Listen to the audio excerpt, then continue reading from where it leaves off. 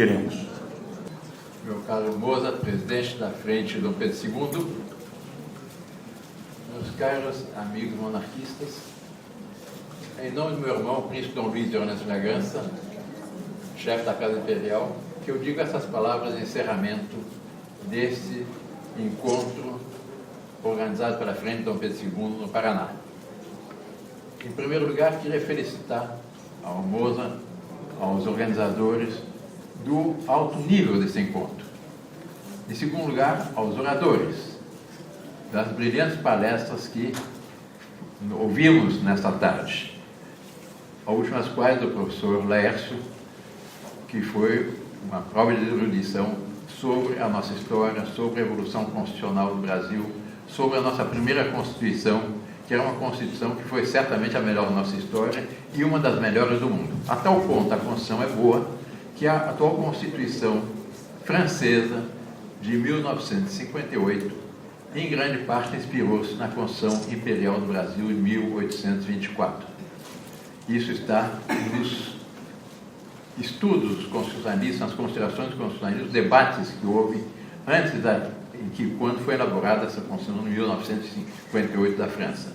Inspirou-se na ideia do poder moderador, nessa ideia que, aliás, o poder moderador, professor Laércio, a expressão moderador é uma expressão antiga, que vem do velho direito romano, que era o moderator, que era o mais alto poder, não era o maior poder, mas era o mais alto poder, aquele que tem que dar os grandes rumos, as grandes orientações. Porque, de fato, o papel de um monarca não é de ser o senhor absoluto. Um presidente da República tem muito mais poderes do que qualquer imperador. Eu me recordo, há muitos anos atrás, eu li um artigo escrito por um grande historiador francês, Pierre Gachot, em que ele comparava o absolutismo de Luís XIV com a democracia francesa atual. E ele mostrava como, no chamado, dito, poder absoluto francês de Luís XIV, o povo tinha muito mais direitos, havia muito mais autonomia, havia muito mais seriedade no governo francês. E o povo era muito mais ouvido do que na República Francesa, oriunda da trágica Revolução Francesa. Assim também foi no nosso Brasil. Durante a monarquia, o rei tinha incomparavelmente menos poder do que qualquer presidente da República. Ele tinha, sim, uma grande influência. Uma influência que, para o bem, era, para assim dizer, todo-poderosa.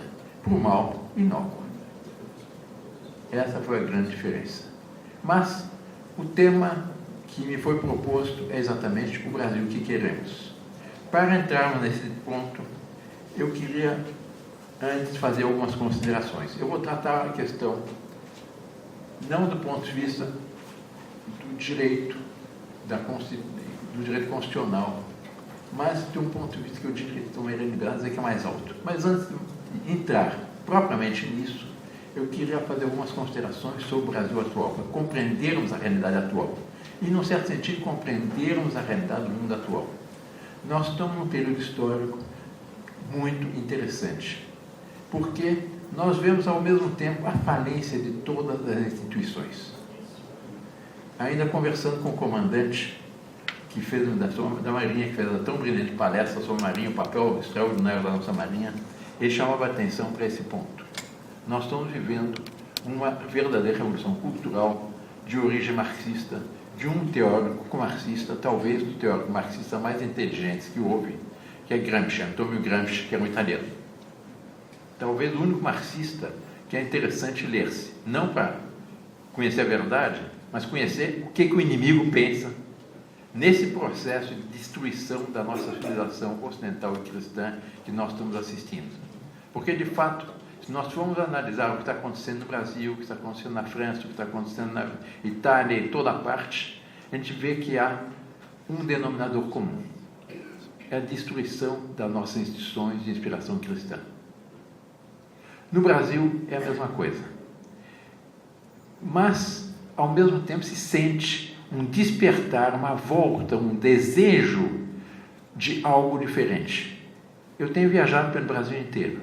Ultimamente eu viajei, Eu estive no Amazonas, estive no Pará, estive no Rio Grande do Sul, estive aqui no Paraná algumas vezes, estive em Santa Catarina, estive em Minas, estive em Brasília, em Goiás, um pouco pelos 4 cantos do Brasil.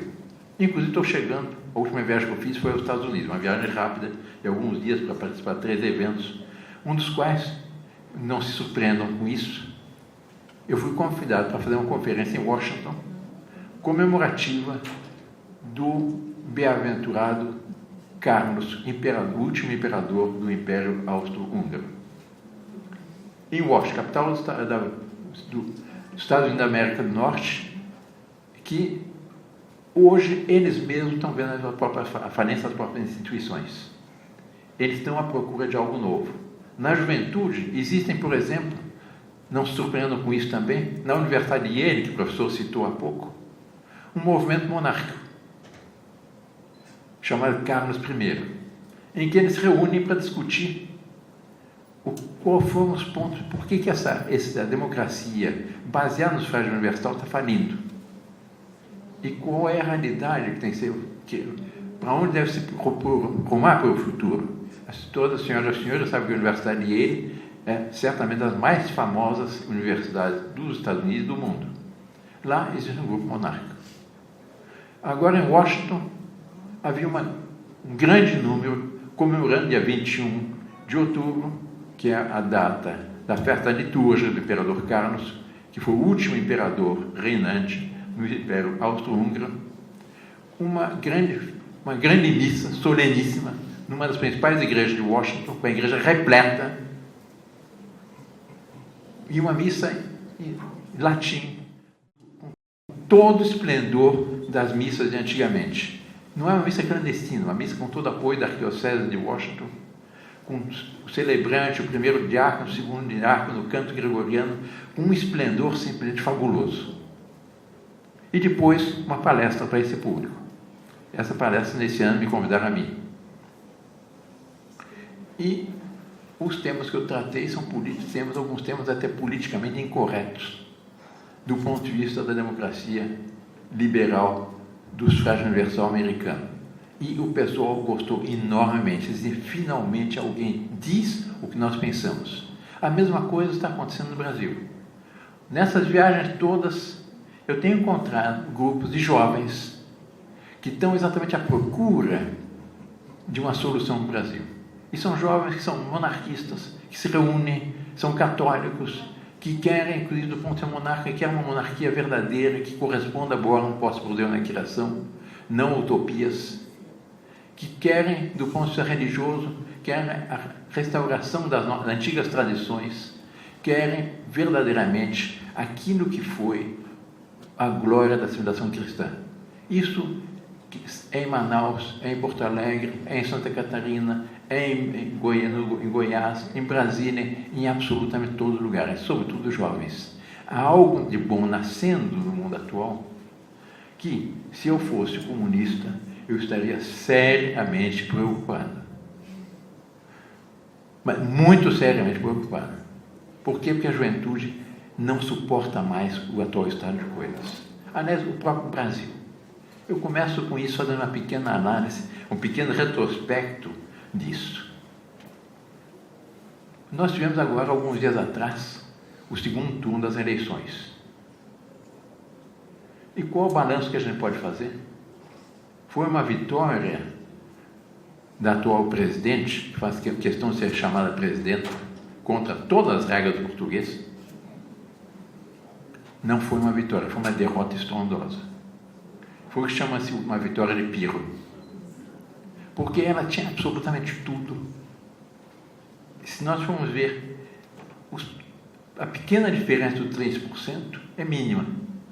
Para quem tinha toda a máquina do governo em suas mãos, as bolsas famílias, cerca de 15 milhões de bolsas famílias, o que importaria em cerca de 30 milhões de eleitores, em que se criou pânico se o adversário vencesse, acabaria com as bolsas famílias. Se considerarmos todo o dinheiro que eles tinham dos mensalões, dos petrolões, etc., se considerarmos o financiamento que eles receberam das grandes empresas, e quando eu penso nesse financiamento das grandes empresas brasileiras, eu me lembro de uma frase de Lenin, Lenin dizia que a burguesia vai nos financiar a compra da corda com a qual nós fomos enforcados. E é tragicamente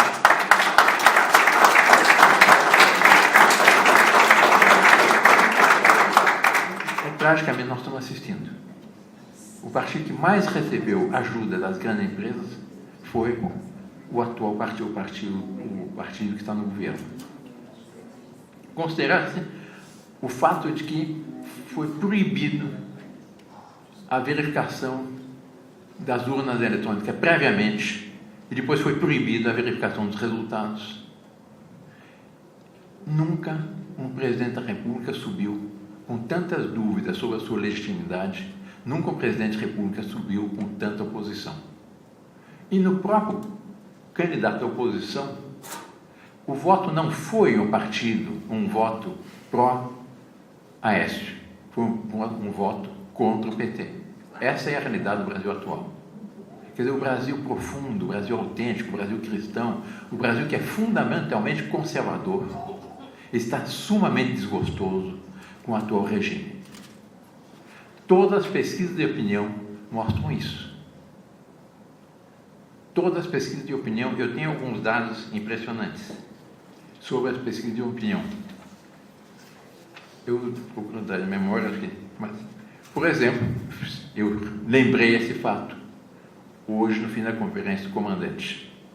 Apesar de toda a campanha que é feita contra as Forças Armadas, de longe, sobre a confiabilidade, de longe, se nas pesquisas feitas pela Fundação Getúlio Vargas e do governo, de longe, em primeiro lugar, sistematicamente, ano após ano, estão as Forças Armadas como a entidade mais confiável do Brasil. A Igreja Católica, que, a meu ver, devia estar em primeiro lugar, estava em sétimo. Numa pesquisa recente, saltou para o segundo lugar. Por quê? Porque houve um grupo de bispos em São Paulo que fizeram um documento dizendo que não se pode votar um partido que seja a favor do aborto, que seja contra a família. A própria Fundação Getúlio Vargas dava como razão do fato da igreja ter saltado de sétimo para segundo, foi exatamente o fato desses bispos terem tomado uma posição firme. Porque os católicos estão exatamente também à procura de uma orientação firme, de uma orientação clara. Outros dados. A questão do desarmamento. Algum tempo atrás tivemos um referendo sobre uma lei de desarmamento. Uma lei absolutamente comandante, de origem gramsciana, marxista, etc. Por quê? Porque o objetivo não era acabar com a criminalidade. Pelo contrário, todos têm visto, toda a estatística, toda a pesquisa, a criminalidade só aumentou. Só aumentou. Mas, assim como Hitler, Stalin, Fidel Castro, quando estavam no início dos seus governos, o que eles fizeram? Fizeram exatissimamente o que foi feito no Brasil.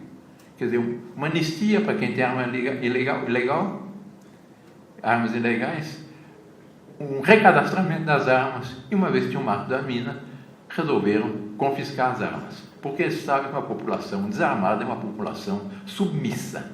E é esse o objetivo da lei de desarmamento. Para depois poder impor algo que a nação não quer.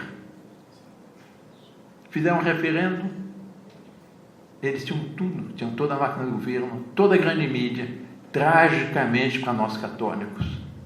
A CNBB, a Conferência Nacional dos Bispos, mandou que se falassem todos os sermões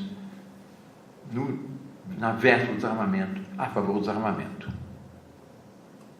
E muitos os católicos não seguiram, porque não ouviram nessa voz do CNBB a voz do bom pastor. Está na Sagrada, no Evangelho, nós dizia: as minhas ovelhas conhecem a minha voz. Aliás, me permita um pequeno parênteses. Muito bonito que as parábolas do Evangelho, as imagens do Evangelho, todas são muito baseadas na realidade. De onde vem essa afirmação, minhas ovelhas conhecem a minha voz? Vem do fato de que os pastores, quer seja na Terra Santa, quer seja na Europa, reuniam à noite, nos Alpes, todas as ovelhas no mesmo curral. De manhã, os diversos pastores iam na porteira do curral e chamavam as suas ovelhas, e cada um saía com o seu rebanho. Nunca ocorria de uma ovelha sair do rebanho errado. Por isso nosso Senhor dizia: as minhas ovelhas conhecem a minha voz. O fato é que no referendo do desarmamento tinham CNBB, o governo, a grande mídia, as primeiras pesquisas que davam 80% a favor do desarmamento. Quando chegou no resultado, praticamente 70% dos brasileiros disseram não aceitamos, porque eles perceberam que isso não correspondia, não correspondia ao desejo popular. Qual é essa? Depois, continuando, tem algumas outras pesquisas muito interessantes. Num país em que a direita é continuamente satanizada, como as Forças Armadas também, ser direitista, senão de ser fascista, de ser nazista, de ser tirânico, etc. A Folha de São Paulo, que é um jornal de esquerda, fez uma pesquisa, a Datafolha. E a pergunta era: você é de direita, de centro ou de esquerda? Qual foi o resultado? 47% dos brasileiros fizeram de direita, 23% de centro e só 30% de esquerda. E esses 30% de esquerda não são comunistas. Essa foi uma pesquisa há 2, 3 anos atrás. A última pesquisa da Datafolha sobre esse tema já deu 49% de direita e centro-direita. Quer dizer, o povo brasileiro é conservador. Tem outras pesquisas mais recentes. Por exemplo, houve uma pesquisa feita pela UOL, que é como é que chama? É o portal. Universo Online. Portal da Folha. E a pergunta era a seguinte: se não tivesse havido o golpe de 64, o Brasil teria caído no comunismo, sim ou não?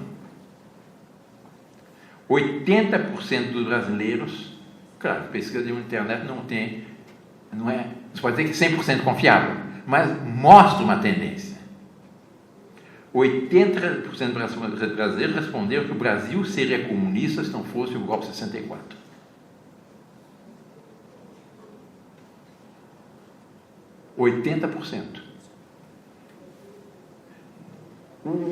Uma outra pesquisa do Ibope, 85% dos brasileiros dizem que a propriedade privada é essencial. 92% dos brasileiros são contra as invasões de terra. Também pesquisa do Ibope. A revista Isto É fez uma pesquisa recente, também muito interessante. Saiu recente, um ano, 2 anos atrás, não recordo exatamente.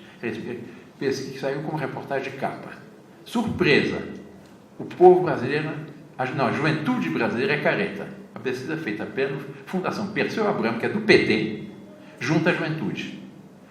Todas as respostas foram no sentido conservador. Família estável, o ideal da juventude. Confiam mais na família que no governo? Bom, pudera também, 97%. Serviço militar obrigatório. A maioria, 57% dos jovens a favor do serviço militar obrigatório. Redução da idade penal. Cerca de 70% a favor da redução da idade penal. E assim por diante, em todo sentido, os resultados foram conservadores. E uma última pergunta de muita escolha: como são os valores de uma sociedade sadia?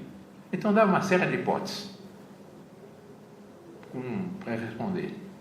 O mais indicado, temor de Deus. Essa é a alma do Brasil. Aí se pode dizer, no sentido verdadeiro, vox populi, vox dei.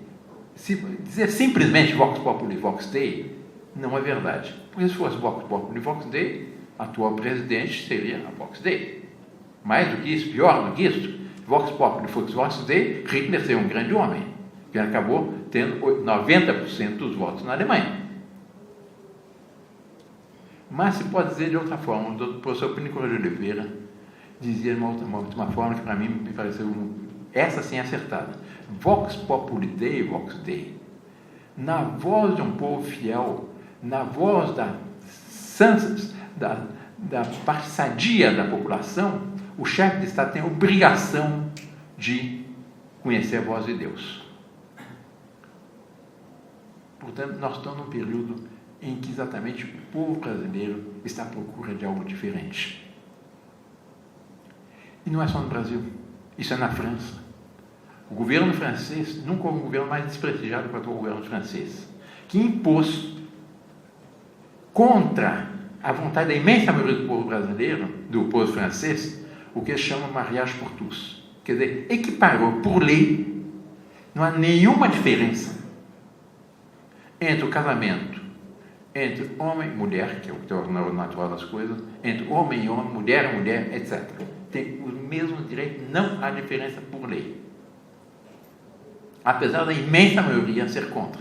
Houve manifestações em Paris de mais de 1 milhão de habitantes, mais de 1 milhão de participantes contra. Até agora, continuam os franceses manifestando, mas eles não aceitam isso. E aqui no Brasil também nós vemos, quando há um resultado que contraria essa agenda de destruição da cristandade, não, o povo não está preparado. É preciso preparar o povo, fazer outras votações até que eles consigam impor isso. E certas abominações foram impostas, como, por exemplo, o aborto de anacefálicos, a questão do casamento homossexual no Brasil, etc., foi imposto não pela Câmara dos Deputados, mas pelo Supremo Tribunal Federal, o que absolutamente não tem direito. Porque quem tem que fazer a lei é a Câmara dos Deputados, não o Supremo Tribunal Federal. Mas ele vê que é uma agenda de destruição. E aí a gente vê que existe um Brasil autêntico, um Brasil conservador, um Brasil cristão, um Brasil que está querendo algo diferente, e um Brasil que é imposto pela política, é imposto pela mídia, e que se cria a ideia que o Brasil caminha irreversivelmente para a esquerda. Isso não corresponde à realidade. Mas se nós formos analisar mais profundamente esse fenômeno, e eu, graças a Deus, sou católico, eu não consigo ver a realidade fazendo abstração de Deus. Querer ver a realidade fazendo abstração de Deus é tão absurdo quanto querer ver fazendo abstração da luz. Como é que eu vou compreender a realidade se eu faço abstração de Deus, do Criador? Um bom médico, o que ele faz? Não sei se há algum médico aqui presente, mas um bom médico, o que ele faz? Ele estuda o organismo humano não de acordo com teorias abstratas. Ele estuda o organismo humano como Deus, nosso Senhor, fez. Ele admira essa obra de Deus. Ele ama essa obra de Deus. E o que ele faz? Ele apenas dá remédios para o organismo voltar àquela ordem posta por Deus ao criar o homem. Essa é a realidade. Isso vale para a medicina, isso vale para a física, isso vale para todas as ciências, mas vale também para a sociologia, vale para a política. O que nós estamos assistindo hoje? E qual a causa de todo o caos do mundo moderno? Porque nós estamos vendo um caos completo. A criminalidade, a destruição da família, a droga, a destruição de todos os valores. No fundo, nós estamos vivendo num mundo no qual um choque entre duas concepções a respeito do homem, da civilização, da cultura, do progresso, etc. Uma é a concepção cristã, a concepção católica, que considera o homem como uma criatura de Deus. O homem foi criado à imagem e semelhança de Deus. E pelo fato de ter sido criado à imagem e semelhança de Deus, o homem, quer dizer, nós somos livres e inteligentes. E a única verdadeiro fundamento da verdadeira liberdade resulta dessa realidade. Porque, pelo fato de nós termos sido criados à imagem e semelhança de Deus, nós somos livres e inteligentes. De onde surge, no plano socioeconômico, eu entro nesse aspecto primeiro, os três princípios fundamentais de uma sociedade sadia, que são, em primeiro lugar, a livre iniciativa. Onde não há livre iniciativa, se inibe a capacidade criativa de um povo. Deus, nosso Senhor, na sua infinita sabedoria, pôs na alma de todos os homens uma semente de perfeição, de onde entende por progresso. E ele tem algo interno que lhe diz isso. O que faz um bom pai com seu filho? Uma boa mãe? Ele não está continuamente dizendo, meu filho, faça isso, faça aquilo, etc, etc. Eles têm uma tríplice preocupação. Um bom pai e uma boa mãe vê todos os bons movimentos de alma, as boas iniciativas dos seus filhos e estimula. Vê as suas fraquezas, protege, vê seus erros, seus desvios e afetuosamente corrige. Assim também agia o Dr. Laércio, Dom Pedro II. Exatamente assim. Ele estimulava todas as boas iniciativas do povo brasileiro, ele protegia o povo brasileiro nas suas debilidades, ele corrigia bondosamente, afetuosamente os seus desvios. Haverá vários pontos para mostrar isso, vários exemplos. Eu cito 2. Durante a Guerra do Paraguai, o imperador, que tinha consciência de que o imperador deve estar sempre na primeira linha na defesa do seu povo, ele fez questão de ir à Guerra do Paraguai, à frente de batalha. O parlamento não queria autorizá-lo. Ele insistiu uma vez, 2 vezes. Finalmente, ele ameaçou: ou eu vou com a autorização do parlamento, ou eu abdico e vou como voluntário da pátria. Aí o parlamento aceitou e ele foi para a Guerra do Paraguai. Foi para o Rio Grande do Sul, em pleno inverno gaúcho. Foram a cavalo. Subiram no Rio Taquari até um certo momento, depois foram da cidade de Cachoeira até Uruguaiana a cavalo. E no percurso, ele estava acompanhado pelo ministro da Guerra, vieram lhe pedir que assinasse um documento autorizando um soldo extra para o ministro da Guerra. Naquele tempo, o ministro da Guerra recebia um soldo que eram cerca de 167 mil réis apenas, portanto seriam algumas moedas, e o ministro havia perdido seu soldo, apertando uma bolsinha, uma coisa qualquer. Num dos percursos acabaram de perder o seu soldo. Vieram pedir ao imperador para assinar um documento autorizando o soldo extra no ministro. Ele disse: não, eu não posso, não assino esse documento, isso é contra a lei. O Estado brasileiro não pode sofrer dos descuidos de um dos seus funcionários. E não assinou. Mas, sem dizer nada, nem ao ministro, nem às outras pessoas da comitiva, ele mandou uma ordem ao Rio de Janeiro, um bilhete ao Rio de Janeiro, para que fosse dado à esposa do ministro essa quantia dos seus proventos pessoais, para que a família não passasse dificuldades. Mas veja um equilíbrio exatamente entre uma lição e uma proteção. Assim eram os bons tempos. Assim era o Império do Brasil. Um outro dado, um outro fato histórico. Certa vez, num domingo, no Rio de Janeiro, ele tinha ido à missa na igreja, atual Igreja do Carmo, que era a catedral, ao lado do paço da cidade, e voltava para o Paço São Cristóvão, que era a sua residência. E o percurso passava junto aos armazéns do Cais do Porto. E ele percebeu que alguém havia esquecido, que havia numa das portas dos armazéns, estava esquecida a chave. Naquele tempo a chave não eram essas chavezinhas pequenas de hoje em dia, eram as chaves grandonas. Mandou parar a carruagem, desceu, trancou o armazém, pôs a chave no bolso. Na segunda-feira, ele manda chamar, no paço da cidade, o responsável pelo Cais do Porto. Ele conhecia, porque ele viajava com muita frequência, conhecia perfeitamente. Perguntou como estava a família, a esposa que tinha estado um pouco doente, já estava melhor, etc. Umas tantas perguntas. Depois perguntou como começaram os trabalhos hoje, no Cais do Porto. O responsável: não, normalmente. Mas, inteiramente normalmente. Abriam-se todos os armazéns normalmente. E ele percebeu: há algo aqui. De fato, uns armazéns perderam a chave. O imperador tirou a chave do bolso e disse: aqui está. Ela foi esquecida na fechadura. E nesse armazém estão bens de terceiros, sob a responsabilidade do Estado. Cuide que isso não se repita. Eu lhes garanto que nunca mais na história do Império se esqueceu uma chave no armazém do Cais do Porto em qualquer lugar no Brasil. E assim ele governava, de uma forma bondosa, paternal, etc. Mas esse é o primeiro princípio da livre iniciativa.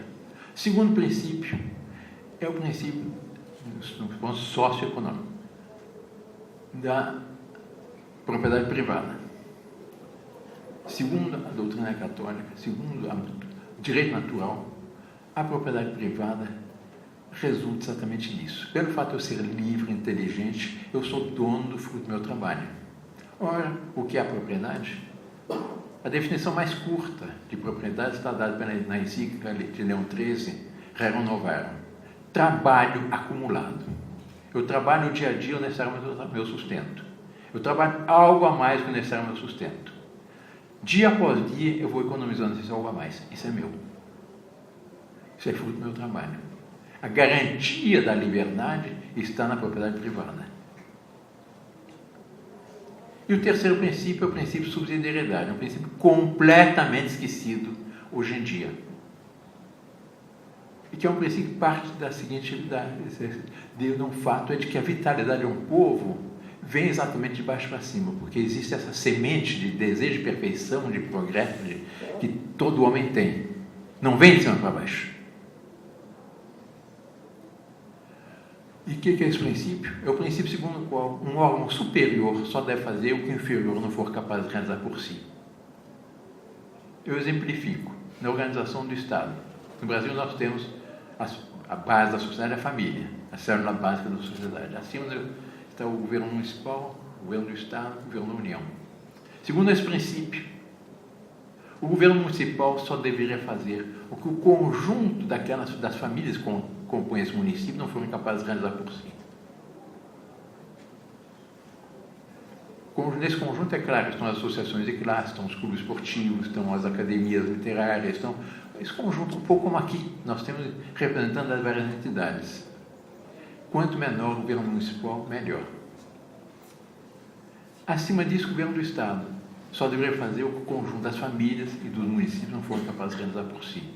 Finalmente, o governo da União só deveria fazer o que o conjunto das famílias, dos estados e do município, dos estados, não foram capazes de realizar por si. De tal forma, no topo dessa organização política, o governo da União é pequeno, leve, ágil, capaz de indicar as grandes soluções, capaz de indicar os grandes rumos, capaz de inspirar a nação e não intervir de cima para baixo continuamente, como nós temos visto.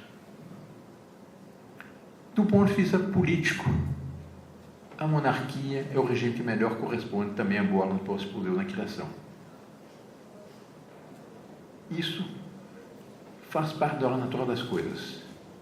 Por exemplo, uma família, por instituição divina, qual é a estrutura de uma família? É uma pequena monarquia. O pai é rei, a mãe é rainha, os filhos são os príncipes herdeiros. Quer se queira, quer não se queira, essa é a ordem de uma família. Por isso que é frequente as mães dizerem para os seus filhinhos: vem cá, meu príncipezinho, faça isso, não faça aquilo. Ou o pai chamar a filhinha e dizer: vem cá, minha princesinha, me dê um beijo, me dê um abraço. Por quê? Porque essa é a ordem natural das coisas. Não adianta contrariar a ordem natural das coisas. Se nós formos na criação toda, no próprio mecânica celeste, que é aquele mais amplo na criação, qual é o princípio ordenativo? É um princípio monárquico. Por exemplo, no nosso sistema solar, nós temos o astro-rei, que é o Sol. Depois temos vários planetas. Por sua vez, tem seus satélites. Mas imagine que houvesse uma revolução francesa no sistema solar. Igualdade perfeita. Depõe o Sol. Caos. Pegando o que é menorzinho na criação, um átomo. Qual é a estrutura interna de um átomo? Um núcleo em torno do qual gravitam os elétrons. O que acontece se modificar essa estrutura de um átomo? Exatamente é o princípio da bomba atômica, uma hecatombe nuclear. Se for ver isso vai entre os animais, vai entre as plantas, etc. Os minerais têm sua hierarquia, tudo tem hierarquia, tem o diamante, a pedra mais preciosa, é o mineral mais precioso, e assim por diante. Sempre tem um princípio monárquico nativo. A monarquia é de ordem natural. Não quero dizer que eu afirmo que só a monarquia é possível, mas que a ordem natural, o regime mais perfeito, é a monarquia, não se pode negar. E a monarquia, mas não uma monarquia absoluta. Uma monarquia que tenha algo de democracia, algo de monarquia, algo de aristocracia e algo de democracia. Que é o que nós tivemos no Império. Havia, porque de fato toda a nação deve naturalmente tender a destilar as suas elites, a criar as suas elites. As elites devem ser distinguidas, devem ser reconhecidas. Isso vale com uma firma comercial. Numa firma comercial que tenha verdadeiramente êxito, exatamente eles vão os mais capazes, os mais esforçados, os mais geniais, etc., e que vão sendo escolhidos. Eu uma vez estava nos Estados Unidos, fazendo uma palestra no sul dos Estados Unidos, tinha falado para aqueles donos de companhias petrolíferas, aqueles mega capitalistas, etc. Estava numa palestra, não era sobre monarquia, porque não era para defender a monarquia nos Estados Unidos, se bem que eles sejam, todos eles, no fundo, lamentam não ter uma monarquia. Quando vai um príncipe nos Estados Unidos, uma princesa, ou se for a rainha Elizabeth, ou qualquer um rei, é um sucesso. Não sobre questões sociais. Mas sempre, no fim, todas as palestras, nós sempre vem a pergunta: por que eu era monarquista, que eu gosto disso, daquilo, etc, etc. E me perguntaram por que eu achava a monarquia superior. Por tais razões. Aí um mega empresário, que sabia que era um mega empresário, levantou a mão e disse: eu não concordo. Eu acho a república superior, porque na república, em primeiro lugar, qualquer um pode ser presidente da república, em segundo lugar, é o povo que escolhe o seu chefe de Estado. Eu respondi: o senhor está me provocando, agora ouça. Em primeiro lugar, dizer que qualquer um pode ser presidente da república, é a mesma coisa que dizer que qualquer um pode vencer a loteria. Ninguém vai organizar a sua vida partindo do princípio que vai vencer a loteria. Ninguém tem a cabeça em cima do pescoço vai partir desse princípio. Segundo lugar, dizer que o povo escolhe o seu chefe de Estado. Numa eleição presidencial, nem aqui, nem na França, nem nos Estados Unidos, nem em lugar nenhum, o povo não escolhe absolutamente nada. O máximo que nós fazemos numa eleição presidencial é optar entre três alternativas que os grupos de poder que dominam os partidos políticos nos apresentam. Essa é a realidade. E, mais do que isso, há estudos americanos, aliás, muito interessantes sobre isso, de psicólogos americanos. Os americanos são muito práticos nesse ponto. Eles estudaram quais são as consequências sobre a psicologia do povo, no seu conjunto, das sucessivas eleições presidenciais. Eles dizem que exatamente são as mesmas consequências que tem sobre os filhos de uma família, quando vem o pai e a mãe se brigarem, se insultarem, se degladiarem, se arrancar os cabelos, se esbofetearem. Os filhos perdem o respeito reverencial que todo filho deve ter com relação aos seus pais. É o que acontece nas repúblicas. Porque os candidatos se dizem todas as verdades, se insultam, se dizem de todas as formas. E esses americanos dizem, depois de cada eleição presidencial, a nação acorda chagada. Uma imensa cicatriz. Mal essa cicatriz começa a se fechar, já vem a disputa pela eleição seguinte, um caos. Pelo contrário, na monarquia existe essa continuidade resultante do quê? Do fato de que uma nação é, antes de mais nada, uma grande família com um destino comum a realizar. De onde resulta exatamente um estado psicológico no conjunto da nação que tende a estimular as qualidades das populações e inibir as suas más tendências, exatamente como uma família apresenta o pai ou da mãe, estimula a qualidade dos filhos e inibe as suas travessuras. Todos nós somos crianças. Nós em casa éramos 12 irmãos. E não éramos sossegados. Graças a Deus, do ponto de moral, fomos muito direitos. Mas do ponto de travessura, de brincadeira, etc. não. E, em certos momentos, era preciso que os pais nos corrigissem. Eu aqui confesso e agradeço a Deus que meus pais levaram a sério o que está na Sagrada Escritura, que diz: bom pai não poupa a vara seu filho. E eu apanhei muito quando era menino. E sou muito grato a mim, sobretudo de mamãe. E sou muito grato. Muitíssimo grato. Essa história que hoje a mulher da palmada, isso aqui, não tem nenhum fundamento. É completamente contrário ao natural. Mas, exatamente assim eram as monarquias. E o princípio de soberanidade exatamente é esse. Deve-se respeitar o conjunto da nação. Qual é o papel de um monarca de uma nação? Em primeiro lugar, ele é chamado a ser o símbolo da nação. É um papel simbólico. Em segundo lugar, a encarnação das virtudes do seu povo. Em segundo lugar, em primeiro lugar, é o símbolo vivo da nação, a encarnação da virtude do seu povo, e um exemplo que estimula e sustenta o conjunto da nação. Esse é o primeiro princípio. Em segundo lugar, ele é chamado de ser o natural defensor do seu povo. Ele tem que estar na primeira linha na defesa do seu povo. Assim foram os reis nos bons tempos. Assim foi Dom Pedro II quando quis ir para a Guerra do Paraguai. Assim foi Dom Pedro II quando protegia os fracos, quando protegia os escravos, quando nunca deu um título de nobreza ao escravagista. Ele tinha que estar na primeira linha. Eu me recordo das boas lições que eu recebi na minha infância, quando o papai me dizia: meus filhos, nunca se esqueçam que as monarquias decaíram quando os reis deixaram de estar na primeira linha na defesa do seu povo. E, em terceiro lugar, e aí vem o aspecto democrático verdadeiro, ele é chamado a auscultar as aspirações autênticas do seu povo, somar a isso a sua longa experiência pessoal, que ele vem de muitas gerações, e saber orientar o seu povo para a realização do desígnio de glória que a divina providência lhe tem reservado. Esse é o verdadeiro papel de um rei. E aí existe a verdadeira democracia. Ele tem que saber auscultar as aspirações do seu povo. Isso, assim foram os reis nos bons tempos. Assim foi Dom Pedro II. Nós vimos nessa observação que nós tivemos como as coisas foram evoluindo naturalmente, etc., tendendo para a perfeição. Assim deve ser o papel do monarca. Mas isso corresponde ao quê? Corresponde exatamente à boa ordem pós-poder na criação. Aí nós temos a base da verdadeira liberdade, nós temos a base do verdadeiro progresso, nós temos a base da verdadeira harmonia, nós temos exatamente a possibilidade de um povo realizar os desígnios de glória que a divina providência tem para ele, seja no Brasil, seja nos Estados Unidos, seja na França, seja qualquer outro. Essa é a ordem natural das coisas. Isso corresponde a quê? Corresponde àquela ordem sumamente sábia de um Criador justo, bondoso, sábio, que é Deus Nosso Senhor. Essa é a concepção cristã, essa é a concepção católica. Qual é a outra concepção?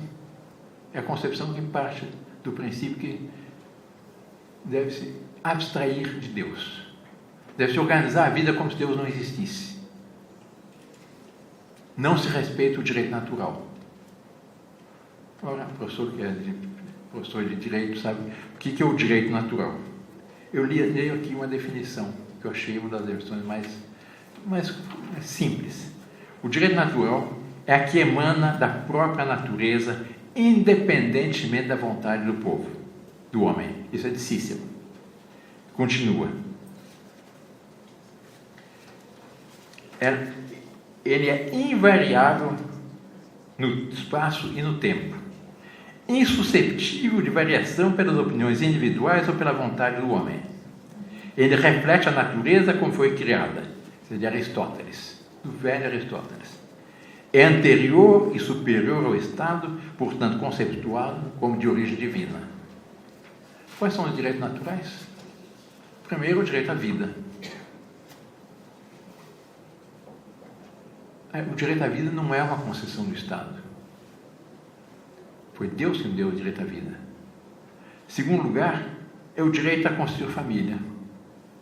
o direito à educação, o direito à cultura, o direito ao salário justo familiar, o direito à propriedade, o direito à prática da religião, etc. São direitos que antecedem ao Estado.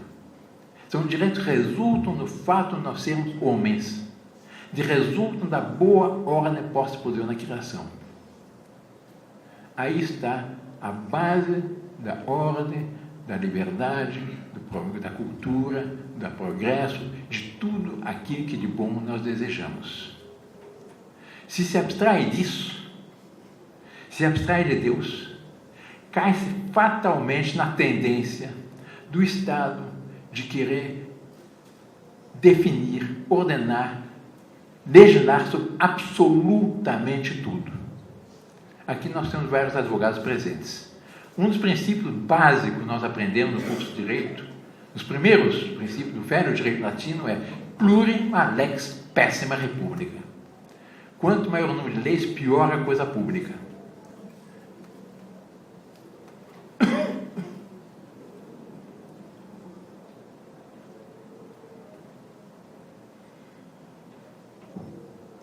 Se leis resolvessem alguma coisa, o Brasil seria superior a qualquer país do primeiro mundo. Eu tenho um dado aqui que é impressionante. De 5 de outubro de 1998 a 5 de outubro de 2012, foram editadas 4.615.306 normas legislativas. São 788 normas por dia. Um caos. Só na questão ambiental eram mais 16 normas ambientais. Um caos. Por isso, houve um ministro da Justiça que disse a seguinte barbaridade, no qual tinha toda a razão. É tal o caos, a expressão dele, se pôr ao legislativo que há no Brasil, que o princípio fundamental do direito, segundo o qual a ignorância da lei, não exclusão, não complemento, não vale mais. Porque é impossível.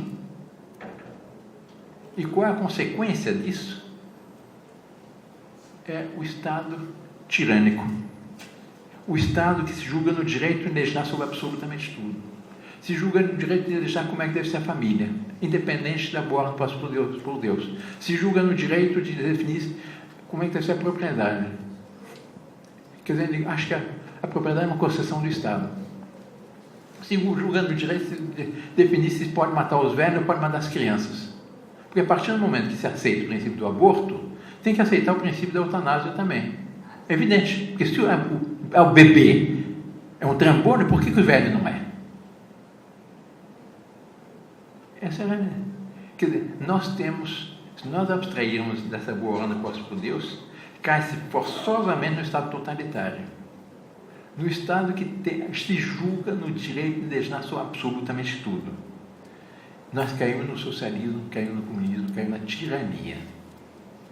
Da tirania, nós caímos no caos. E do caos, nós caímos na miséria. Todas as tiranias levaram à miséria. Isso é inevitável. Todas as tiranias levaram à miséria.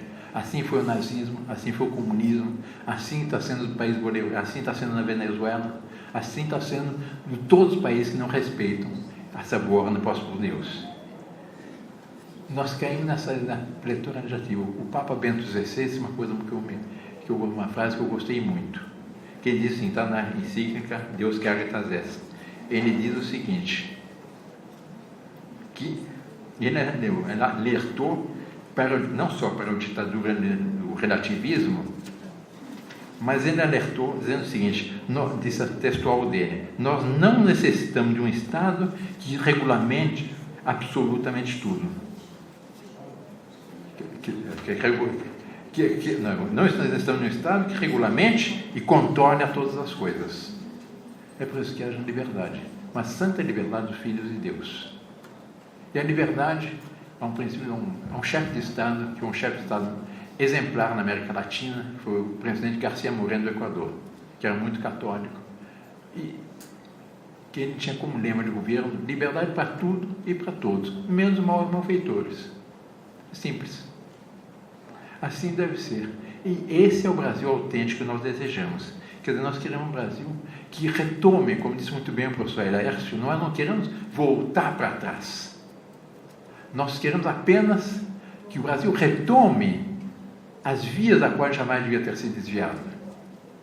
Para que ele retome aquele progresso, aquela autenticidade, aquele dinamismo que ele teve sobretudo durante o segundo reinado. Mas também com a sabedoria de Dom Pedro I. Meu pai sempre admirava muito a Dom Pedro I também. E nos ensinou a admirar Dom Pedro I, da genialidade de Dom Pedro I. E aliás, nesse sentido, é muito bonito como o Brasil teve, na sua história, os chefes de Estado ideais na monarquia. Primeiro, Dom João VI. A alta sabedoria de Dom João VI. Napoleão Bonaparte, que é um tirano que eu tenho a maior das antipatias, ele odiava Dom João VI. Dizia: Dom João VI foi o único rei que me enganou. Aí Napoleão Bonaparte, que é a revista, Napoleão Bonaparte dizia continuamente que pena que não seja bisneto de mim mesmo, porque ele sentia na autenticidade do seu poder. Mas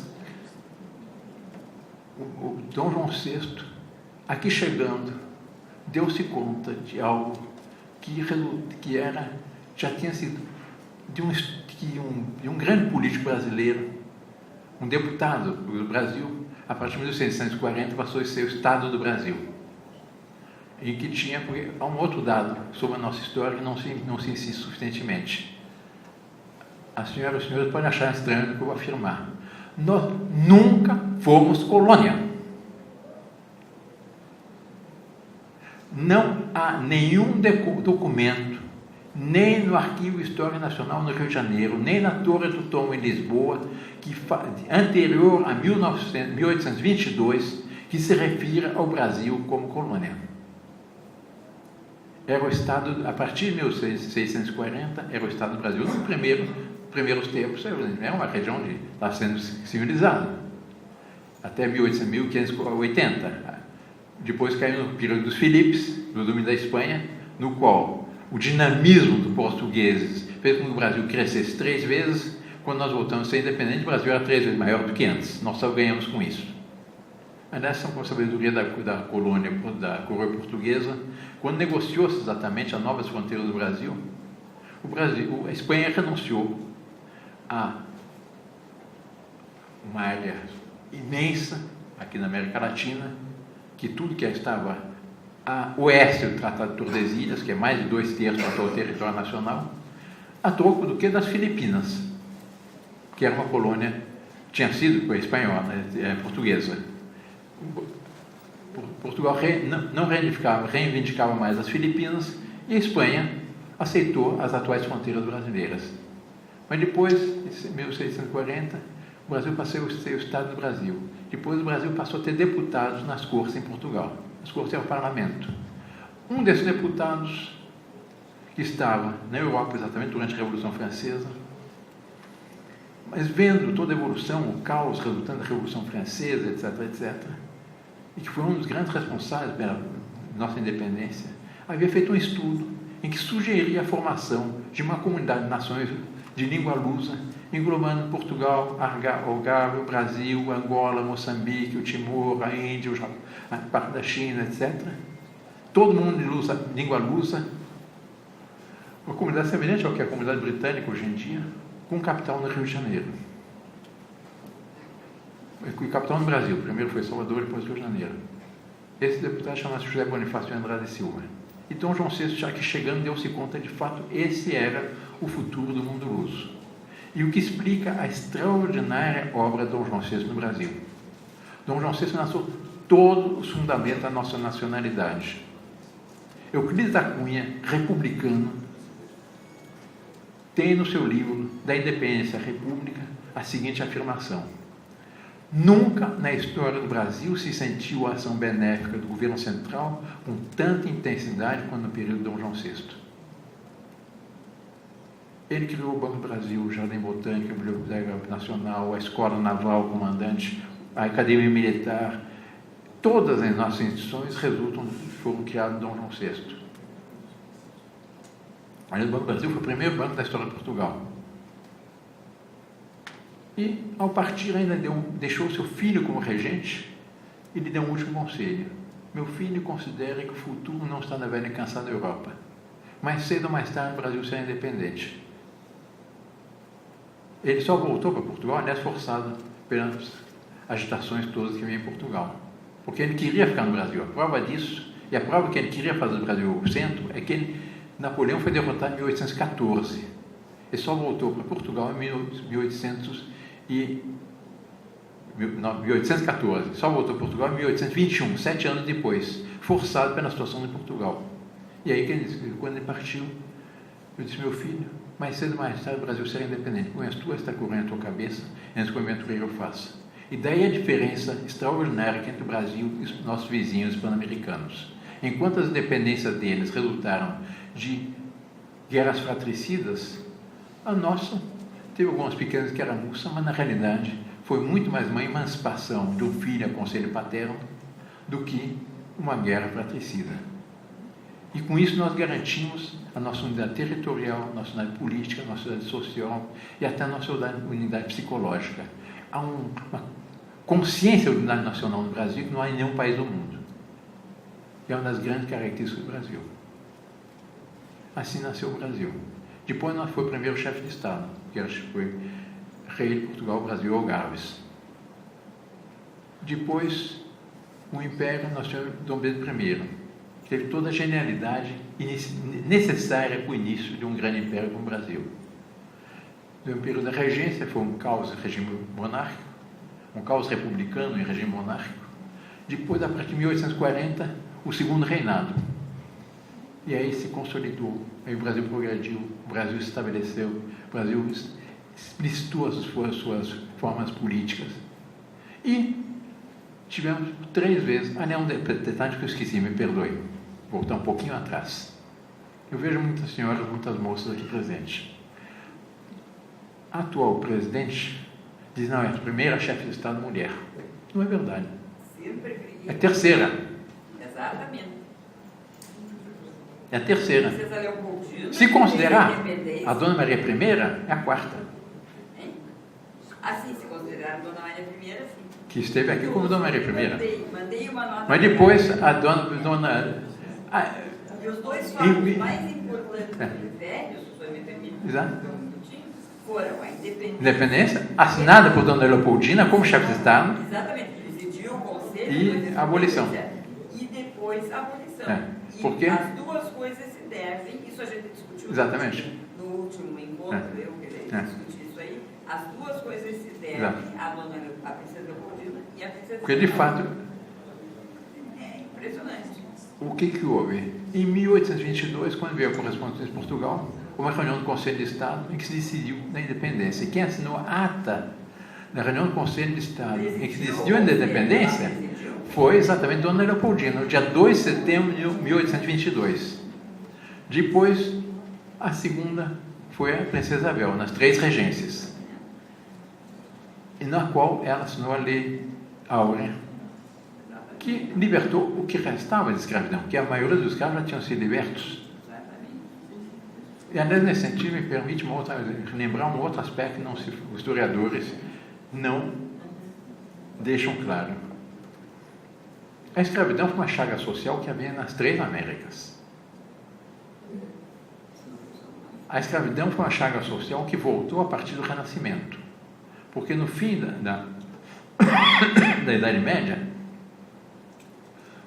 voltando um pouco atrás, não vou chegar até Adão e Eva, mas até o tempo do nosso Senhor Jesus Cristo.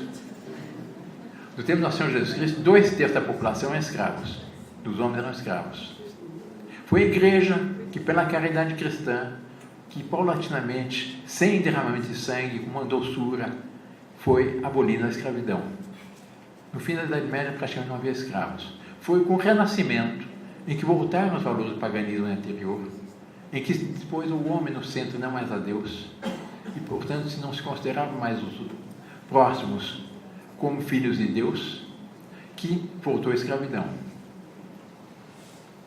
Mas não há nenhuma lei do período imperial que desse garantia aos senhores dos escravos. É uma coisa que era tolerada mais por uma imposição dos tempos, depois por uma imposição do parlamento, do que por uma lei. E foi graças exatamente o poder que as mulheres têm em certos momentos-chave da história, como se pode citar tantas na história cristã, como Santa Genoveva, Santa Joana d'Arc, etc. E aqui no Brasil, a Princesa Isabel, que ela forçou a demissão do gabinete de Cotegipe, no qual havia Maria Cravagista, e conseguiu, com o auxílio do conselheiro João Alfredo, que finalmente o parlamento votasse a lei abolindo definitivamente a escravidão no Brasil, que foi assinada no dia 13 de maio de 1888. Mas exatamente a certo momento histórico que a Divina Providência quer depender de uma mulher. Bom, o que não diz a Santíssima Virgem. Mas é muito bonito esse aspecto da nossa história. E é preciso recordar. Assim foi o Brasil. E é esse o Brasil autêntico que nós tanto desejamos. Que volte a ser um país cristão, que volte a ser um país que respeite o direito natural, que volte a respeitar agora o pós-programa da criação, que volte a respeitar nossas melhores tradições e que assim retome as vias da sua história, das quais ele jamais deveria ter sido desviado. Nós não queremos retrocesso. Nós queremos o verdadeiro progresso. Aliás, como são, hoje em dia, não, monarquia é um regime antiquado. Uma vez me fizeram essa pergunta, mas, numa televisão, mas o Beltrano está defendendo um regime antiquado, uma coisa que já está superada. Eu disse, olha, antiquado é república, que é resultado de uma utopia que vem do tempo de Platão e que nunca deu certo. Pelo contrário, hoje em dia, os países, eu tenho um documento aqui muito interessante, que é que é publicado agora há poucos meses atrás. Está aqui. Está no Estado de São Paulo, sexta-feira, 25 de julho de 2014. O IDH, Índice de Desenvolvimento Humano. Então, qual é o ranking do IDH? Quais são os países mais adiantados? Vamos dizer, não, só os países que têm tradições monarcas antigas, etc. Não só os monarcas, os antigos, mas vamos ver os recentes. Em primeiro lugar está Noruega. Segundo, monarquia. Segundo lugar é a Austrália. A Austrália é um país muito mais recente que o nosso. A colonização da Austrália é do fim do século XVIII, começo do século XIX, e só no século XX que realmente progrediu. Está em segundo lugar. Terceiro lugar, a Suíça. A Suíça é uma república sui generis. Quarto lugar, Holanda. Monarquia mais uma vez. Quinto lugar, Estados Unidos. Sexto lugar, Alemanha. Sétimo lugar, Nova Zelândia, mais nova ainda que a Austrália. Oitavo lugar, Canadá. Nono lugar, Singapura, que é uma península. 10º lugar, Dinamarca. E depois, um outro dado, nas 30 principais nações, em primeiro lugar, só tem uma república presidencialista, os Estados Unidos. Que foi o Moza que me deu ontem, né? Quer dizer, o que nós queremos não é um retrocesso. Nós queremos o verdadeiro progresso. Isto é, que a nação evolua, que progrida no sentido de realizar aqueles desígnios que a Divina Providência tem para essa nação. Nós queremos que o Brasil progrida no sentido da realização daqueles desígnios de glória que todos nós sentimos que nossa pátria é chamada a realizar. E é isso que nós queremos. E é por isso que nós lutamos. E é para isso que nos reunimos. E o sentimento do povo brasileiro é exatamente esse. Os povos brasileiros estão começando a se perguntar: valeu a pena a República? Não sei se conhece Sócrates, o filósofo grego. Uma vez perguntaram a ele o que devemos fazer para voltarmos a sermos felizes. E Sócrates respondeu simplesmente assim: façam aquilo que faziam quando eram felizes.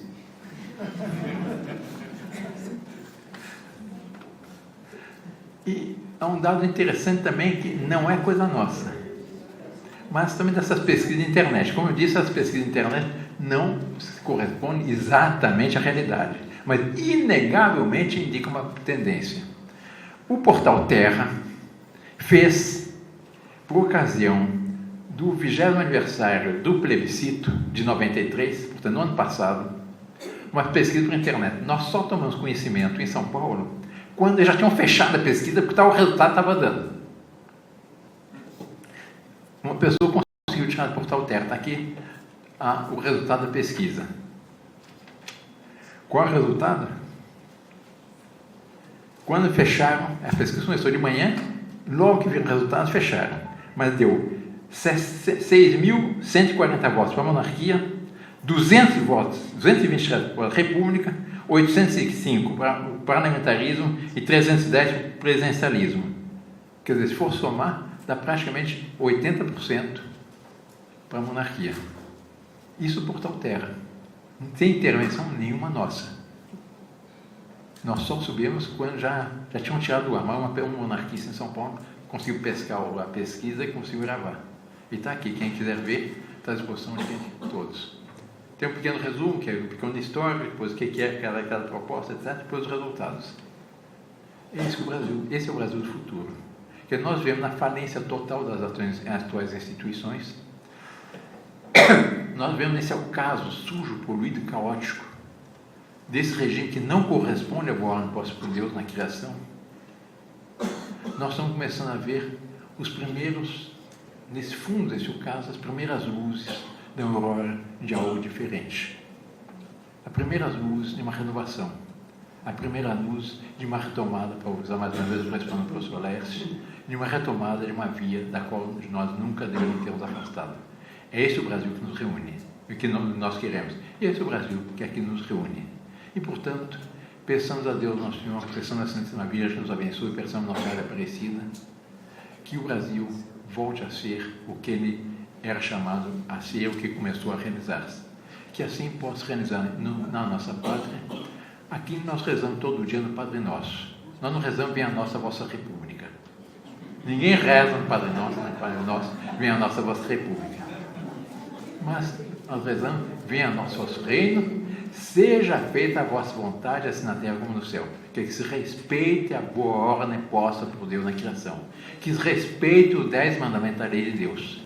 O rei Santo Estevão, da Hungria, que era pagão, quando converteu-se, ele tinha 300 mulheres, dispensou 299, ficou com uma, converteu-se, santo. O filho dele também é Santo Américo, também é santo, o rei da Hungria. Mas ele estabeleceu como constituição da Hungria os 10 mandamentos da lei de Deus. E, de fato, Santo Agostinho disse, imagine uma cidade, uma região, uma nação que respeita 10 mandamentos da lei de Deus. Que problema haveria? Ladrões? Imoralidades? Assassinatos? Etc. Não. Seria exatamente o que nós desejamos, seria fazer desse mundo uma antecâmara do céu. E é isso que nós queremos para o povo brasileiro. Nós queremos o bem do povo brasileiro. Nós queremos o progresso do povo brasileiro. Nós queremos a verdadeira liberdade dos filhos de Deus para o povo brasileiro. Nós queremos que o Brasil realize aquilo que todos nós intuímos que o Brasil é chamado a ser. Um país grande, forte, não tanto, com forças armadas fortes, não tem dúvida, absolutamente indispensável. Mas também, sobretudo, pela força de alma do seu povo. A força de alma no povo verdadeiramente cristão. Esse é o Brasil que nós desejamos, esse é o Brasil que queremos. E o título da minha conferência, com isso, está respondido. Qual Brasil nós queremos? Nós queremos esse Brasil forte, verdadeiro, autêntico e cristão. E é o que os brasileiros querem. A todos, mais uma vez, eu agradeço a presença, agradeço o calor que foi demonstrado pelos nossos ideais nesses dias, e os convido todos a participarem dessa epopeia que é repor o Brasil nas vias verdadeiras da sua história. Minha senhora e meus senhores, muito obrigado e bom combate. É preciso continuar a